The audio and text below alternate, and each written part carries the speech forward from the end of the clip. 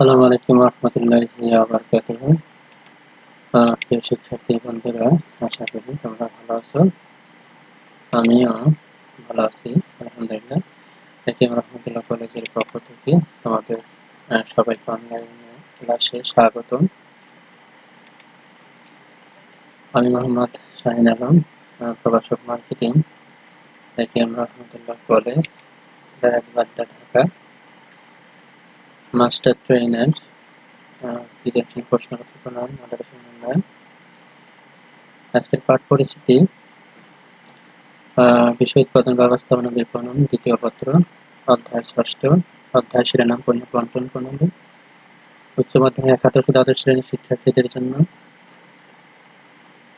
আজকের শিক্ষণ ফল সমূহ: পণ্যের বন্টন প্রণালী কি তা শিক্ষার্থীরা জানতে পারবে, বন্টন প্রণালীর প্রকারভেদ সম্পর্কে ব্যাখ্যা দিতে পারবে, ভোগ্য পণ্য, শিল্প পণ্য, সেবার বন্টন প্রণালী বিশ্লেষণ করতে পারবে।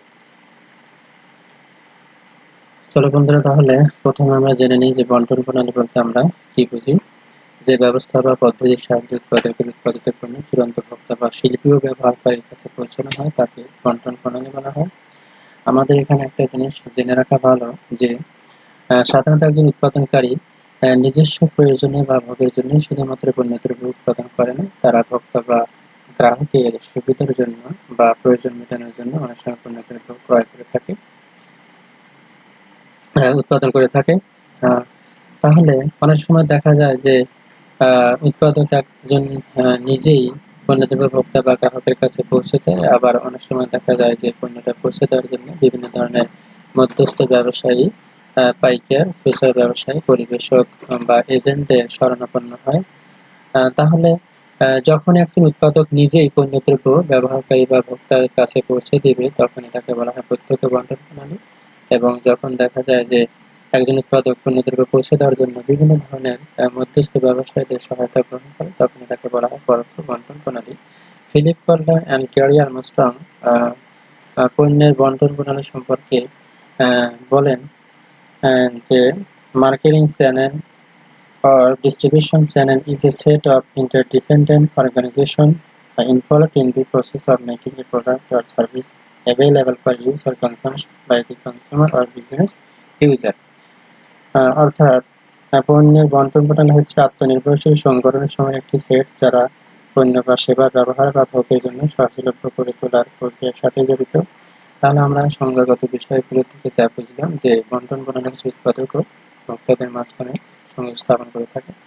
চলো বন্ধুরা, এখন আমরা পণ্যের বন্টন প্রণালীর শ্রেণীবিভাগ সম্পর্কে জেনে নিই। পণ্যের বন্টন প্রণালীকে সাধারণত 3 ভাগে ভাগ করা যায়। এক হলো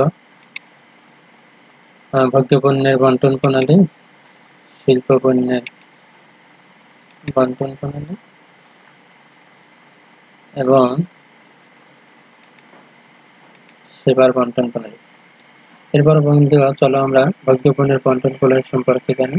ভোগ্য পণ্যের বন্টন প্রণালী সম্পর্কে জানার আগে সর্বপ্রথম আমাদেরকে যেটা জানা জরুরি তা হলো ভোগ্য পণ্য বলতে আমরা কি বুঝি। ভোগ্য পণ্য হলো যে সমস্ত পণ্যদ্রব্য শুধুমাত্র ভোক্তা বা ভোগের জন্য বা ব্যবহারের জন্য ক্রয় করে থাকে তাকে বলা হয় ভোগ্য পণ্য। ভোগ্য পণ্যের বন্টন প্রণালী 4 ধরনের হয়ে থাকে। প্রণালী 1, যেখানে একজন উৎপাদনকারী সরাসরি ভোক্তার কাছে পণ্যদ্রব্য বিক্রয় করে থাকে। এখানে there is no intermediaries between producer and consumer. প্রণালী 2তে আমরা দেখি যে উৎপাদনকারী অনেক সময় পণ্যদ্রব্য নিজস্ব তত্ত্বাবধানে ভোক্তার কাছে না পৌঁছে খুচরা ব্যবসায়ী যখন সাহায্য সহযোগিতা নেবে এবং খুচরা বিক্রেতার মাধ্যমে যখন ভোক্তা পণ্যদ্রব্য ক্রয় করতে পারবে তখন তাকে প্রণালী 2 বলা হবে। প্রণালী 3-এ আমরা দেখি যে উৎপাদনকারী পাইকারের কাছে পণ্যদ্রব্য বিক্রি করে এবং পাইকার পুনরায় আবার খুচরা বিক্রেতার কাছে পণ্যদ্রব্য বিক্রি করে এবং ভোক্তা খুচরা বিক্রেতা থেকে পণ্যটা পেয়ে থাকে।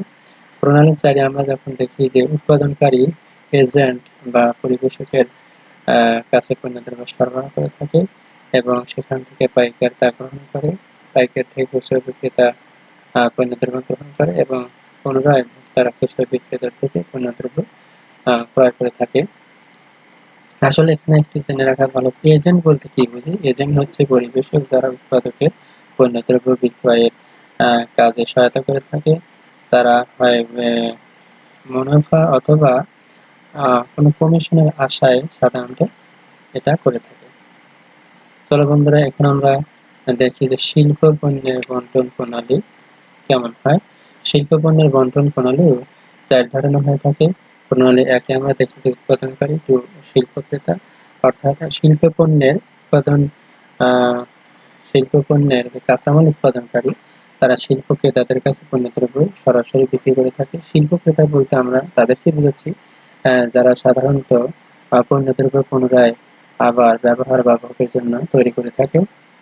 প্রণালী ২ এ দেখা যাচ্ছে যে উৎপাদনকারী শিল্প পরিবেশক ও শিল্প ক্রেতা। এখানে উৎপাদনকারী শিল্প পরিবেশক বা ডিলারের কাছে পণ্যদ্রব্য অনেক সময় শর্ত সাপেক্ষে বিক্রি করে অথবা তাদেরকে পণ্য বিক্রি করার জন্য দায়িত্ব দিয়ে থাকে এবং তারা আবার শিল্প ক্রেতাদের কাছে পণ্যদ্রব্য বিক্রি করে। প্রণালী ৩ এ আমরা যেটা দেখি যে উৎপাদনকারী পণ্যদ্রব্য উৎপাদনকারীর নিজস্ব প্রতিনিধি বা বিক্রয় শাখার মাধ্যমে পণ্যদ্রব্য বিক্রয় করার জন্য ব্যবস্থা করে থাকে এবং সেখান থেকে শিল্প ক্রেতারা গ্রহণ করে। প্রণালী ৪ এ আমরা দেখি যে উৎপাদনকারী থেকে উৎপাদনকারীর প্রতিনিধি এবং বিক্রয় শাখা এবং সেখান থেকে শিল্প পরিবেশক পণ্যদ্রব্য গ্রহণ করে এবং তারপরে শিল্প ক্রেতারা শিল্প পরিবেশক থেকে পণ্যদ্রব্য গ্রহণ করে থাকে। এখানে শিল্প পরিবেশক বলতে যারা সাধারণত উৎপাদনকারী বা উৎপাদনকারী পণ্যদ্রব্য বিক্রয়কারীদের মুখ্য ভূমিকা পালন করে থাকে। এরপর আমরা দেখব যে সেবার বন্টন প্রণালী। সেবার বন্টন প্রণালী ২ ধরনের হয়, প্রণালী ১ এবং প্রণালী ২। উৎপাদনকারী বা সেবাদাতা থেকে সরাসরি গঠিত বা শিল্প ব্যবহারকারী সেবাটা গ্রহণ করে থাকে।